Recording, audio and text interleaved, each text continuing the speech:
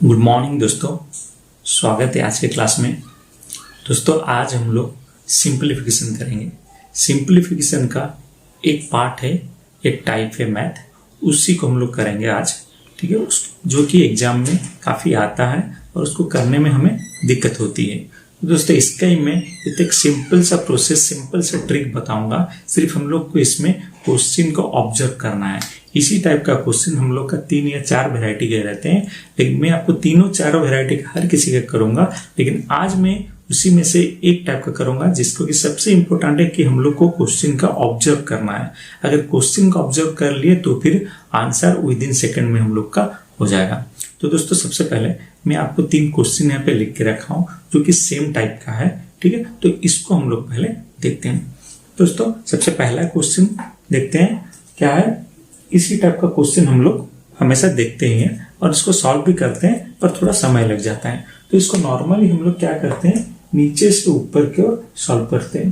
दोस्तों मैं आपको इसमें दोनों टाइप का बताऊंगा कि नॉर्मल प्रोसेस में हम लोग किस तरह करते हैं और उसका हम लोग ट्रिक में अगर करेंगे तो कितना आसानी से वो सेम आंसर निकल जाएगा। तो सबसे पहले इसको अगर नॉर्मल में करते हैं, हम लोग हर किसी को पता है हम लोग नीचे से ऊपर तक जाते हैं। तो चलो मैं पहले नॉर्मल में आपको करके बताता हूँ। 1 + 1/1 प्लस ये कितना हो जाएगा 1/, इसको हम लोग एलसीएम लेके भी सॉल्व कर सकते हैं, वरना इसको मल्टीप्लाई करके प्लस भी कर सकते हैं। तो ये हो जाएगा हमारा 6/5। ठीक है दोस्तों, फिर नेक्स्ट स्टेप में क्या होगा, ये 1 + 1/1 प्लस, तो ये क्या होता है, ये अगर नीचे में ऊपर जाता है तो मल्टीप्लाई हो जाता है, ये हो जाएगा 5/6। ठीक है, फिर इसको क्या करेंगे, अगर करेंगे 1 + 1/6, 6, 5, 11, तो 1/11/6। ठीक है, फिर इसको नॉर्मल यहाँ पर सिंपल से सॉल्व करेंगे, क्या हो जाएगा 1 + ये 6 क्या हो जाता है ऊपर चल जाएगा। ठीक है, तो ये हो गया 6/11। तो लास्ट स्टेप हम लोग का हो जाएगा 11, 11, 6, 17, 17/11। ये दोस्तों हो गया आंसर, जो कि सिंपल से 3 स्टेप का है। हम लोग को इतना समय लग गया और आंसर निकला 17/11। अब दोस्तों मैं आपको इसी कोई ट्रिक में निकाल के देखूंगा जो कि विद इन सेकेंड में हम लोग को आंसर निकलने वाला है। लेकिन उससे पहले हम लोग को क्या करना है, हम लोग को क्वेश्चन को ऑब्जर्व करना है। ये जो ट्रिक मैं बताऊंगा आपको किस तरह का सवाल पे आप लागू करेंगे, इससे पहले हम लोग को देना है। सबसे पहले हम लोग को क्वेश्चन को देखना है। क्वेश्चन में क्या देखना है, क्वेश्चन में देखना है इस जगह पे जो भी 1 1 है, इस टाइप अभी जो ट्रिक यूज करेंगे इसमें हर जगह पे हम लोग का 1 होना चाहिए, सिवाय अगर इस जगह लास्ट फ्रैक्शन में अगर हम लोग का कोई भी नंबर चेंजेस रहे तो उससे कोई दिक्कत नहीं है। अगर यहाँ 1 की जगह कोई दूसरा नंबर भी होता तो कोई दिक्कत नहीं है। लेकिन इस चीज को ध्यान रखना है कि लास्ट फ्रैक्शन को छोड़ के बाकी हर जगह हम लोग का 1 होना चाहिए, तभी इसको हम लोग यूज कर सकते हैं। तो सिंपल से देखिए, हम लोग नॉर्मल प्रोसेस सीखे 17/11 निकला। अब दोस्तों हम ट्रिक से करते हैं।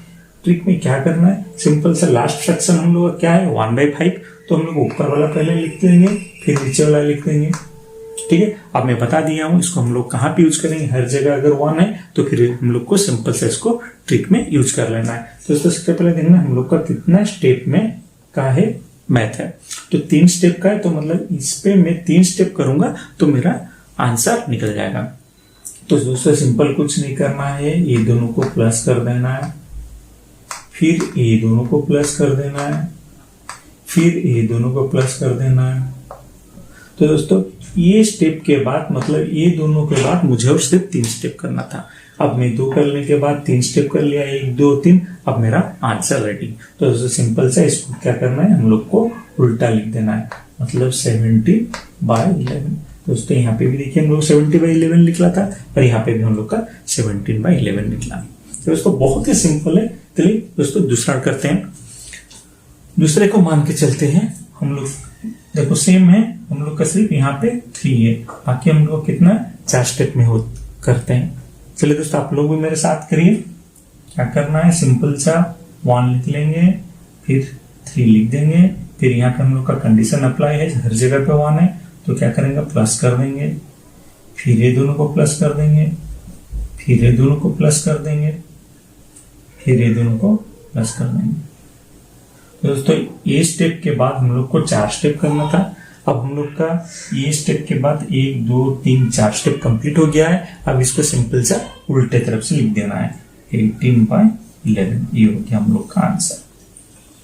तो दोस्तों और एक टाइप का मैं किया हूं, देखिए यहाँ पे क्या हुआ है, हम लोग का पूरा फ्रैक्शन में 1 नहीं है, मतलब ऊपर में 3 है, नीचे 4 है, मतलब यहाँ 1 नहीं है। तो इसको भी हम लोग दोस्तों इसी ट्रिक में यूज कर सकते हैं। हम लोग का लास्ट फ्रैक्शन कुछ भी रहे, इससे हम लोग को कोई फर्क नहीं पड़ता है। दोस्तों सिंपल से फिर से शुरू करते हैं, लिख लेंगे 3, फिर लिख लेंगे 4, देखते हैं 1 2 3 4, मतलब इसको भी हमें 4 स्टेप में कंप्लीट करना है। 4 स्टेप में कंप्लीट करना है तो हो गया 4, फिर इसको जोड़ लेंगे 4 3 7, फिर ये दोनों को जोड़ लेंगे 7 4 11, फिर 11 7 18, फिर 18 और 11 29। तो दोस्तों हम लोग का आंसर निकल गया है। हम लोग का आंसर हो गया 29/18। दोस्तों बहुत ही सिंपल है, सिंपल सा लॉजिक ये है कि हमें सिर्फ इसको ध्यान रखना है कि हर जगह पे हम लोग का 1 है या नहीं। अगर 1 है तो सिंपल से हम लोग को उल्टे तरफ से प्लस प्लस प्लस प्लस करके आ जाना है।